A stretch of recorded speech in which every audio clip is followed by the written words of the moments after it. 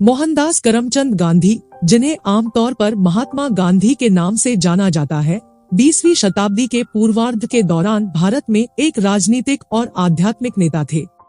उन्होंने ब्रिटिश शासन से स्वतंत्रता के लिए भारत के संघर्ष में एक महत्वपूर्ण भूमिका निभाई और उन्हें व्यापक रूप से आधुनिक भारतीय इतिहास में सबसे प्रभावशाली व्यक्तियों में से एक माना जाता है।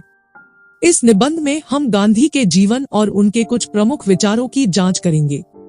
गांधी का जन्म 1869 में पोरबंदर, वर्तमान गुजरात, भारत के एक छोटे से शहर में हुआ था। उनके पिता करमचंद गांधी स्थानीय प्रशासन में एक वरिष्ठ अधिकारी थे और उनकी मां पुतलीबाई एक गहरी धार्मिक महिला थी, जिन्होंने गांधी को प्रेरित किया। नैतिकता और नैतिकता की एक मजबूत भावना। भारत में अपनी स्कूली शिक्षा पूरी करने के बाद गांधी 1888 में कानून का अध्ययन करने के लिए लंदन गए। वह बाइबल की शिक्षाओं और हेनरी डेविड थोरो और लियो टॉल्स्टॉय जैसे लेखकों के कार्यों से गहराई से प्रभावित थे, जो बाद में उनके राजनीतिक और सामाजिक दर्शन को आकार देंगे। 1891 में भारत लौटने के बाद गांधी ने मुंबई में कानून का अभ्यास शुरू किया। हालांकि वह जल्द ही भारतीय राष्ट्रीय कांग्रेस में शामिल हो गए, जो ब्रिटिश शासन से भारत की स्वतंत्रता के लिए लड़ रही थी। गांधी का अहिंसक प्रतिरोध का दर्शन, जिसे उन्होंने सत्याग्रह कहा, भारतीय स्वतंत्रता आंदोलन की आधारशिला बन गया। उनका मानना था कि शांतिपूर्ण विरोध और सविनय अवज्ञा परिवर्तन ला सकते हैं, और ब्रिटिश शासन के खिलाफ उनके अभियानों ने दुनिया भर में इसी तरह के आंदोलनों को प्रेरित किया। सविनय अवज्ञा के गांधी के सबसे प्रसिद्ध कृत्यों में से एक 1930 में नमक मार्च था, जिसमें उन्होंने ब्रिटिश नमक करों का विरोध करने के लिए 240 मील की यात्रा पर हजारों भारतीयों का नेतृत्व किया।